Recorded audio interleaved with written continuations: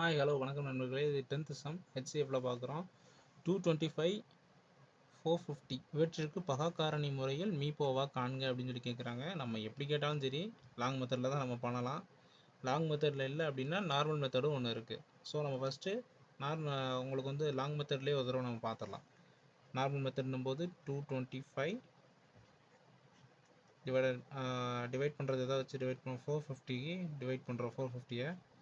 So இது நம்ம பண்ணும்போது எத்தனை டைமில் கிடைக்கும் அப்படின்னு உங்களுக்கு பார்த்தோன்னே தெரியும். இது 2 டைம்ஸில் கிடச்சிரும். ஸோ நமக்கு என்ன ஆன்சர் அப்படின்னு பார்த்தீங்கன்னா 225ங்கிறது ஆன்சர். ஆப்ஷன் சியில் இருக்குது. இருந்தாலும் நம்ம வந்து நார்மல் மெத்தட் இன்னொரு மெத்தட் இருக்குது. இது வந்து லாங் மெத்தடு. நான் இன்னொரு மெத்தட் என்ன அப்படின்னு பார்த்தீங்க அப்படின்னா 225 450 நம்ம அந்த டானா ஷேப்பில் பண்ணுற மாதிரி தான்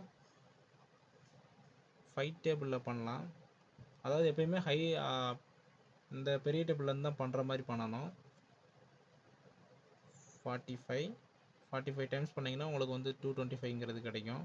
450ங்கிறது வந்து 90 டைம்ஸ் பண்ணணும்.